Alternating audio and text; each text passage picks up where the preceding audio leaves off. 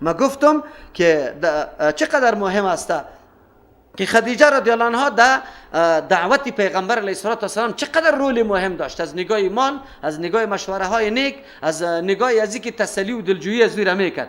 پس پیغمبر علیه السلام با وصفی که او پیغمبر بود، اما در پیشبرد موضوع رسالت یا وظیفه رسالت شانه به شانه خدیجه رضی الله عنها همکارش است. اینطور نیست که او از این ثواب محروم شده باشه، الله برش ثواب میده. پس از این خاطر تفاوت‌های را الله در وجود مذکر و مؤنث جدا جدا آورده و این به خاطر عزیز که تکمیل زندگی شود. پس وقتی که مرد سرپرستی خانه را در دوش داره، الله در دوش از او انداخته، زن تقاضا نکنه که من باید مرد باشم. الله امی گپ بر ما میگه ولا تتمنوا ما فضل الله، شما آرزو نکنه ما او مراتب را یا او رتبه را فضل الله که برتری داد الله متعال به توسط او رتبه بعضکم بعضی از شما را علی بعض بالای بعض دیگرا. یعنی این موضوع تنها در مذکر و مؤنث نیست، بلکه در بین افراد مذکر و در بین افراد مؤنث هم وجود داره. یک کسی برتر است از کسی دیگه، یک کسی مال داره یک کسی نداره، یک کسی علم داره دیگه کس نداره.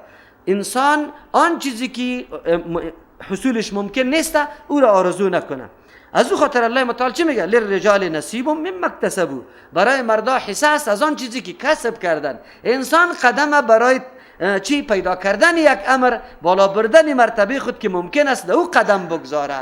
برای مردا حصه است از آن چیزی که کسب کردن، محنت کرده، طاقت خود خرج کرده، اونمو چیز در دسترسش است. وللنساء نصیب، برای زنام حساس مما اکتسبن، از آن چیزی که کسب کرده. پس امور دو قسم شد، یک ممکن الحصول و یکی ممتنع الحصول. اموری که ممتنع الحصول است او را نه تمنا کو، نه قطع کسی حسد بکو، این کارا را نکو هیچ وقت، و نه وقتی تضایع بساز. چرا؟ به خاطر که یک زن اگر مدت ها شبا را صبح بکنه که من مرد جور شم، نمیشه. یکی خود گپی عوام است میگه زیر ما چون کمان تیر شود چطور میشود؟ زن مرد میگرده یا مرد زن میگرده. عجیب واهیات در وطن ما در بین مردم ما نعوذ بالله شایع شده و تعالی را مردم به این عقیده داره نعوذ بالله. میگه چیسته این طرف تیر شه از سرخی و چی میگه سبزی و سرخی است، چیست است کمان رستم برش میگه از او که تیر شوی که زن باشی مرد میشی. یه عقیده مردم است، غلط گپ است. الله متعالی کسی زن پیدا کرده، مرد پیدا کرده. بله در اموری که ممکن الحصول است میدان مسابقه است. کی مسابقه را برده میتونه؟ شده میتونه زن پیشتاز شوه. حالی در کسب اعمال روزه را میگیریم، نماز را میخوانیم، امکان داره زنا از ما که خیلی بیشتر ثوابای زیاده بگیره. چرا؟ او تیاری افطاری روزه را برای تو گرفت، مکمل محنت کشید، تکلیف کشید، بگاه برای تو افطاری را تیار کرد. حدیث پیامبر علیه السلام چیسته که یک روزه‌دار تو افطار دادی بدون از اینکه از روزی از او چیزی کاسته شوه، اجرش کم شوه، هو به هو امو قدر اجر برش چی میده؟ برای کسی افطار دهنده الله نصیب میکنه. چقدر عملی نیک است. شده میتونه یک خواهر به تهجد زیاد بخونه است تو کرده، تو قرار خواب هستی او میخیزه، بس از زنا همونطور است، وقت میخیزه، یک طرف دیگی خدا میکنه یک طرف نماز خدا میکنه، تو را بزور میخیزانه در خوردن سحری. فضیلت او کمایی کرده. در میدان مسابقه آن چیزی که ممکن الحصول است بعد انسان طاقت خدا خرج بکنه. ترجمه قرآن کریم از تو که او خیلی زیاد شایق است، زیاد متوجه است، قرآن یاد میگیره، تو قرار خواب میکنی میگی نه من رفته نمیتونم، خواب کرده، حالان که تو مرد بودی. باید تو زن میگفتی که زن بیا دیگه امروز بردن تا اونجا را سرم است، باز بعد از خود من کار برم، تو میدانی پس آمدن همین قدر مسئولیت خود ادا کنم که در درس قرآن خود را ببرم. لیکن بسا مرداست که هیچ قرآن نمیشناسه بلکه مانع رفتن زن و دختری خود میشه. از او خاطر این میدان مسابقه که عمل ممکن باشه هر کس برای خود مسابقه بکنه. واسأل الله من فضله، درخواست بکنی از الله متعال از احسان الله، آن چیزی که الله براتان میده در آینده او را، مثلا توفیق طاعت و عبادت زیاد، توفیق چیست ادای مسئولیت زیاد. هیره سوال بکنی که یا الله برام نصیب بکو، یا یک نعمت در کسی میبینی او خیلی زیاد ممکن هم از حصولش او خیلی زیاد چی شایق هم استی، از الله متعال طلب کو، لیکن در مقابلش کینه نداشته باش که از او زائل شوه به ما حاصل شوه. چرا این حسد است، این نارواست. بله غبطه میشه. یک آدم مالدار میبینی که در رمضان مبارک به هر کس افطاری میده، خانه بیواره تک تک زده، هر چیز برش میاره، یتیم پیدا کرده رایسته، او در دل تو هم همینطور آرزوست. از الله طلب بکو. الله مهربان ذات است، روزی است که برای تو بده. اگر نداد چون تمنای زیر داشتی، در نیت و ارادت امی بود که اگر همینطور مال از من می بود در می رمضان همی رقم مصرف میکردم، الله ثواب برات میده نظر به اون نیت و ارادی که تو داشتی. از الله درخواست بکو. اینا اون چیزی که ممکن الحصول است از الله متعال درخواست بکو. در حدیث میاد پیامبر علیه السلام میگه لا حسد الا فی اثنین. حسد نیست، مراد از حسد اونجا غبطه است، یعنی چیستا همچشمی نیست مگر در دو چیز است، یکی در مال و یکی در علم. مال او کسی که شب و روز میگه مال مصرف میکنه، تو آرزو داری کاش که من اینطور میداشتم، و او عالمی که واقعا شب و روز تعلیم میده، تو هم آرزو را داری، دینمی قسم بعد تو غبطه بکنی، از الله متعال سوال بکنی.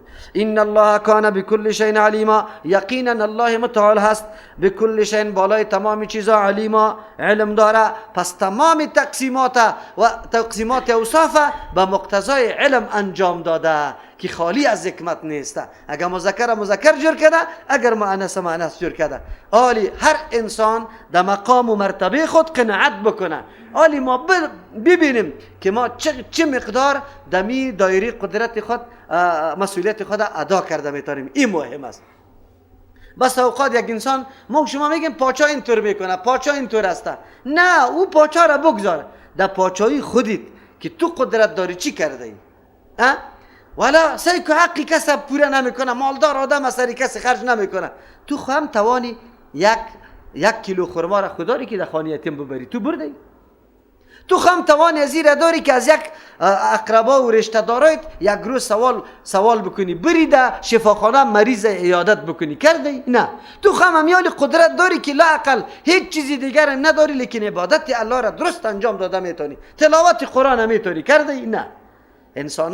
همیشه انسان متوجه خود نمی باشه، انتقاد بالای دیگرها داره، اما تو که در محدودی قدرت خود قرار داری، مسئولیت ادا نکردی. اینجاست که انسان ابلیس لعین انسان خطا میکنه، تو را منتقد میسازه اما متوجه خودت نیستی که مد دایره قدرت خود مسئولیت خود ادا کرده یا نه. زن در دایره قدرت خود ادا کرد مسئولیت، شوهر در دایره قدرت خود ادا کرد، امام در دایره قدرت خود ادا کرد، یک معلم و مدرس در دایره قدرت خود اما مسئولیت خود ادا کرده که باز اعتراض انتقاد سر دیگه کسا بکنیم. نه، انسان باید متوجه شوه که بله من در این موقع چی مسئولیت دارم.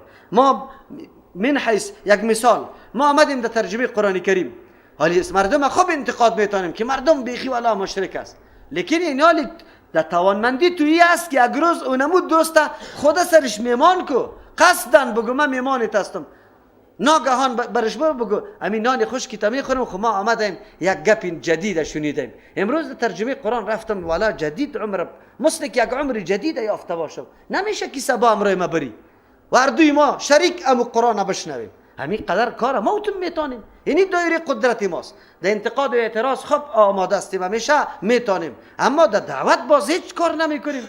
اینجاست که انسان باید متوجه خود باشه. ولکل جعلنا موالیا. آلی بیان میراث باز میکنه الله متعال. در میراث هم که کدام حصه ها مقرر شده از جانب الله، انسان نگویا که چرا حصه ما کم است. زن باید نگویا که وی به مرد 2 حصه است، به ما 1 حصه است. چرا؟ این تقسیم الله متعال است، تغییر پذیر نیست. اگر تو هر قدر چغ و فریاد بزنی و خواهرایی که امروز برای من خشونت گپا میزنه، مثلا نوشته میکنه که یک ماده قانون اساسی را بپذیره شما که زن سری زن دیگه گرفته نشه، غلط گپ است. قرآن اجازه داده، بلکه قرآن اول که حکم میکنه چند نکاح حکم میکنه؟ 2 نکاح. یک نکاح او کسایی میتونه که بیچاره ضعیف است، ناتوان است. او ما فلسفه را براتون گفتم. حالا اگر این زنا و خواهرها میبره در پارلمان و آواز خود بلند میکنه، این تمنای بیجاست، این ممکن الحصول نیست. چرا؟ الله متعال این نظام برای آورده، این منع نمیشه. اگر کسی نظام منع میکنه کافر میشه، نعوذ بالله. مفتخر نیست. چرا؟ منع کردن این نظام معنا مفهومش چیست؟ که یعنی این حکم الله عادلانه نیست، ظلم است، باید منع شه. و هر کسی که نسبت ظلم به الله متعال بکنه چیست؟ کافر است. این موضوعات این مردم بسیار آسان میگیره. یک تعداد وکیلای پارلمان راستی را دیگه هم زمزمه میکنه، بالا میبره، ولی از عاقبت و انجام حکم خبر نداره که ایمانشان میره از بین. این ظلم نیست. ظالم کسی است که رعایت حق نمیکنه. دو زن داره، عدالت نمیکنه. قرآن کریم از همین خاطر قید مانده فلم تعدیلو. اگر عدالت نمیتونی فواحدتا، باز قصر یک اکتفا بکنی. یک آدم خب عالم است، خب مالدار است، توانمند است، خب آدم متقی است، از الله میترسه، رعایت یک زنی از 4 زنی خود کرده میتونه، چی انتقاد سرش است؟ چرا مردم منع بکنه؟ 4 زن، از 4 زن اولاد میاره، اولادش از 4 زن 5 اولاد باشه 20 فرزند میشه، عالم باشه 20 عالم تربیه میکنه. چرا منع باشه؟ منع نیست. این مشکل در شخص وجود داره که اگر عدالت، بس اوقات بسیار امیال فعلا یک زن داره اما حق یک زن خود چی نکرده؟ پوره نکرده. از او خاطر قرآن گفت ذالک ادنا الله تعالی، این نزدیکتر است به اینکه شما انحراف نکنی، ظلم نکنی، میلان نکنی. اینطور نگفت که یک زن نکاح کردن عین عدالت است. نه، بسیار مردم است یک زن داره این قدر ظلم را سرش کرده که کس سری 3 زن اون قدر ظلم نکرده. قرآن امی گپا را بگه. اینجا در مورد میراث هم همین موضوع است. تقسیم الله متعال است. کسی نگوید که برای ما چرا اینطور کرده. یک میراثخوری چیست مرده بگوید که الله متعال همی کلی مال به ما اختصاص میداد. نواسه بگوید که چرا الله مرا محروم کرده در صورتی که پدرم پیش روی بابایم وفات کرده. این انتقاد کرده نمیتونی. چرا؟ این تقسیم الله متعال است و ممکن الحصول نیست. الله متعال برای انتظام تو دیگه کار کرده. اونجا گفته که وصیت است. امونجا هم گفتیم که کسی که حصه نداره در وقت تقسیم حاضر میشه سرش بخورانه. اگر یک برادرزاده که پدرش در پیش بابا وفات کرده آلی میایه سیسته که حصه نداره، لیکن کاکاها برش بده، ترحم بکنه، بفهمه که نمی برادرزاده اگر ندیم بیا زو نفقیش سر ماست. اگر ما ندیم نفقیش سر ماست و که گوش نمیخوش، بیا از امیال ما برش مال میدیم که خودش مصرف کنه، خودش سرش کار کنه. این ظلم نیست، این عین شفقت است. ام برای کاکاها موجب ثواب شد، موجب ترحم بالای طفل شد، ام طفل احساسی بیگانگی نمیکنه که اوه کاکاها چقدر مهربان مردم است. ما که اسلام نمیدانیم دستی و می عقل ناقص خود سری حکم اسلام انتقاد میکنیم، این ظلم است. 10 نفر از ما سوال کرده که این ظلم نیست مولوی صاحب؟ این ظلم نیست که پدرش وفات کرده لیدن ناسا نرسه؟ نه، ظلم نیست. تو یک دفعه فلسفه دین بفهم باز بعد از او بیچاره به عقل ناقص خود سری الله متعال انتقاد داره. ولکل جعلنا موالیه، برای هر کسی جعلنا گردانیدیم موالیه وارثا مما از مالی که ترک الوالدان گذاشته پدر و مادر و الاقربون دیگه نزدیکا و رشته دارا. هر کسی که وفات میکنه الله متعال میراثخوریش مقرر کرده بنابر قانونی که خود الله بیان کرده و در حدیث پیامبر تشریح شده. والذین عقدت ایمانکم، و کسانی که محکم شده، عقدت ایمانکم که محکم شده ایمان قسمای شما، یعنی هم حلیفتان است، معاهده کرده در بین خود، فآتهم بده نصیبهم حصای ازواره، حصهشان بده. یک میراث خو یکی به اعتبار رشته و نسب بود که الله گفتی ما وارثا را تعیین کردیم برش میرسه. در زمان پیش از آمدن آیت‌های میراث به وجه دیگه هم برده میشد. یکی از او وجوه ای بود که اخوت پیغمبر علیه السلام در بین 2 نفر برقرار می ساخت. بنابر اخوت زمانی که هجرت کردن مسلمانان در مدینه منوره، پیغمبر علیه السلام در بین انصاری و مهاجری 2 نفر یک جا میکرد و میگفت شما برادر. بینمی برادری که عقد برادری برش میگیم، بینمی عقد یکی میراث دیگه خدا میبرد. لیکن وقتی آیت‌های میراث به مبنای قرابت شد او حکم منسوخ شد. دوم صورت میراث بردن به این بود که یکی با دیگه قسمی میشد. قسمی طور میکردن که من نصرت و کمکی تو را میکنم و او دیگه میگفت من نصرت هر جایی که تکلیف برات میرسم پشت سرت استاد هستم. اینی مردمان به نظر بینمی عقدی چی هست؟ قسم عقدی که هم پیمان شود، با این عقدم یکی از دیگه میراث میبرد. لیکن بعد از آیاتای میراث که آمد که میراث به مبنای قرابت شد، این حکم منسوخ شد. پس هر دو حکم هر دو صورت منسوخ شده. اینجا الله متعال که میفرماید که چیزی که شما محکم کرده ایمانکم قسمایتان، یعنی یکی با دیگه تعهد و پیمان کرده که یکی دیگر را نصرت میکنیم، یکی دیگر را پشتیبانی میکنیم، از غم و درد یکی دیگه هم شریک میشیم. فآتوهم نصیبهم، نصیبش بده. در این صورت یا مراد از نصیب میراث بود، آلی منسوخ شده. لیکن یک تعداد مفسرین میگه که اینجا نیست، نصیب مراد میراث نیست. کسی که قسم کرده که اگر تو اینی کار انجام بده، اگر پسمان شدی ما پشت سرت هستم، توی ترجمه قرآن شروع کو، ان شاء الله ما در پشت سرت استاد هستم مولوی صاحب. زمانی که در کرایه موتر کم بود کردی سر ما صدا کو، ما پیمان میگم. اینی را پیمان چی میگه؟ بگه پیمان قسم میگه که در بین یکی دیگر را نصرت میکنه. اینالی الله متعال میگه وقتی که تعهد برقرار کرده، این تعهد دیگه لازمی کرد. زمانی که ما کرایه موتر دادن نتونستم که تو زیمه زده سینه زده، آلی بعد حاضر شوی کرایه موتر بپردازی. چرا؟ امی کار ما به پشتیبانی تو، به اعتماد تو شروع کردم، حالی مرا در راه نگذاری. چرا؟ وعده یا اقرار انسان سرش مؤاخذه میشه.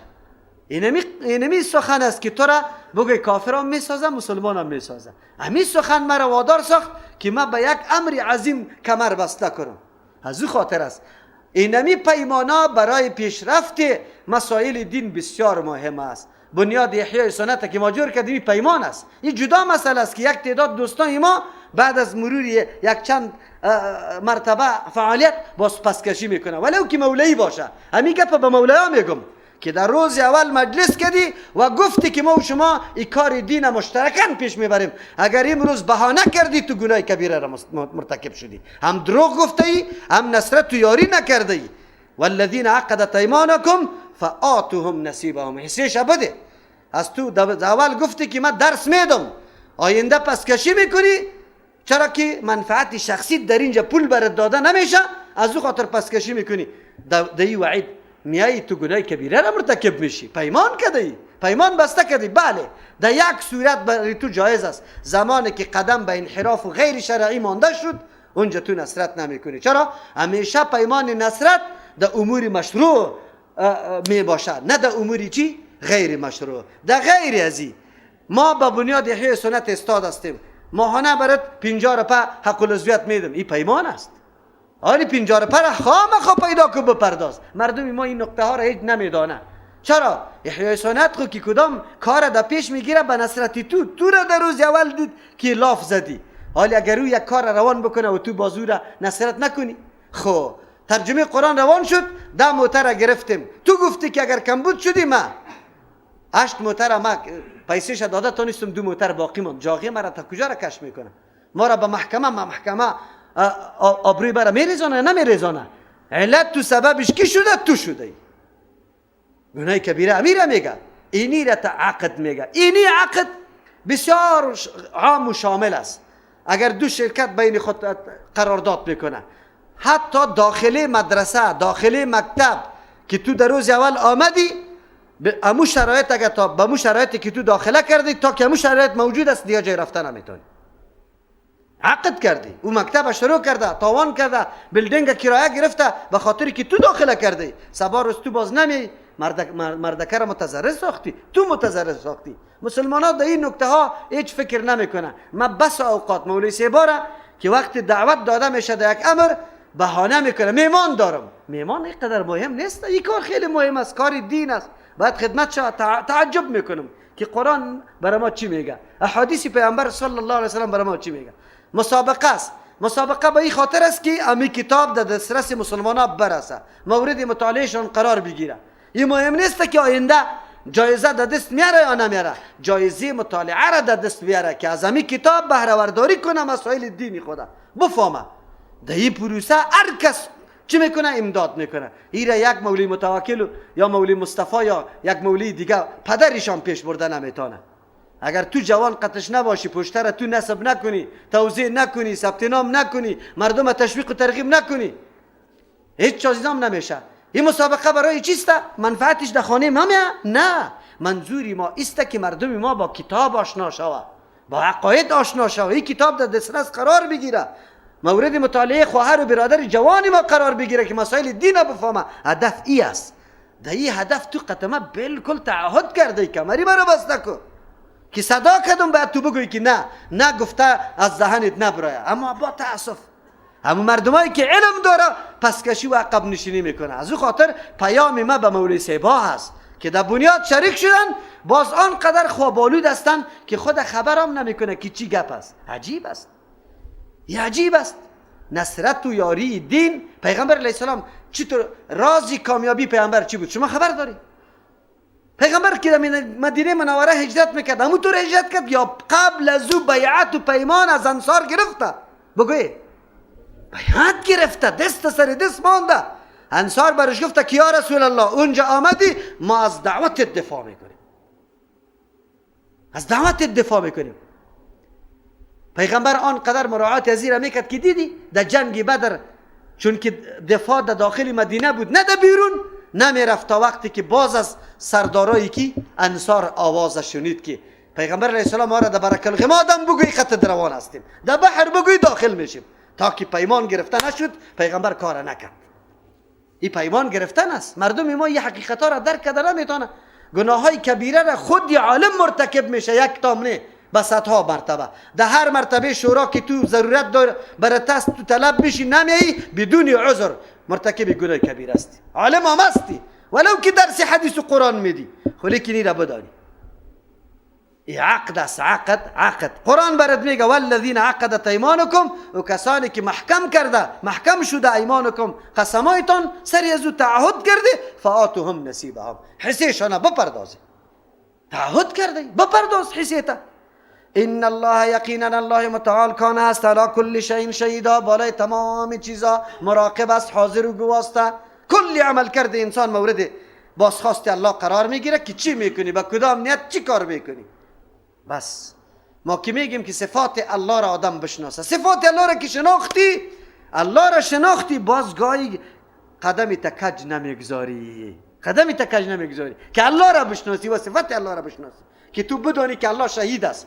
آیا در یک باغ روزه را خورده میتونی؟ که تو بگویی که الله شهید است، زنی تا در خانه ظلم کرده میتونی؟ آزار و اذیت داده میتونی؟ که تو بفهمی که الله شهید است، با امرای قدرتت خانه مردم غصب کرده میتونی؟ نمیتونی. خب اصلا عقیده نیست وجود. سری مردم کار نشده که مردم بدانه که الله کدام ذات است. صفات الله را نمیشناسه، به قبرها رو میاره، مشکلات خود از قبرها میخواه، نمیفهمه که الله کدام صفات داره، حاجت روا و مشکل کشا کدام است. الله رحم بکنه. قرآن عجیب درسای داره. الرجال قوامون علی النساء بما فضل الله بعضهم علی بعض. الرجال مردا قوامون انتظام کننده هستند، ذمه‌وار هستند، حاکم هستند، علی النساء بالای زنا، بما فضل الله به سبب آن چیزی که فضیلت داده الله متعال بعضهم بعضی از یار علی بعض بالای بعضی دیگرا. یک وجه و بما انفقوا به سبب ازی که مصرف میکنه امی مردا من اموالهم از مالای خود بالای زنا، و مصرف کننده همیشه امیر و سرپرست نباشه. پس بعد از او زنا چند قسم میشه؟ فالصالحات، زنان تابعدار نیکوکار، قانتات تابعدار هستند برای شوهر خود، حافظات حفاظت کننده است، للغیب در حالت نبودن شوهر خود مکمل از اولادش، از مالش، از ناموسش مکمل حفاظت میکنه.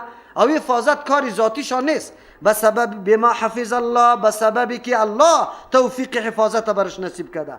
یک قسم زناست. دوم قسم واللاتی و زنا تخافونه که شما میترسید نشوزهن از سرپیچی و سرکشیشان، بدگذرانیشان، فعظوهن نصیحت برشان بکنه، وهجروهن فی المضاجع جدا کنیشه، ترک کنیشه در بستره و در خوابگاه، و ضربوهن یک کم کم بزنه بترسانه. فین اطعنکم اگر اطاعت شما را کرد، فلا تبغوا علیهن سبیلا، شما طلب نکنه راههای بهانه جویی و موقع طلبی را طلب نکنه بالایشان.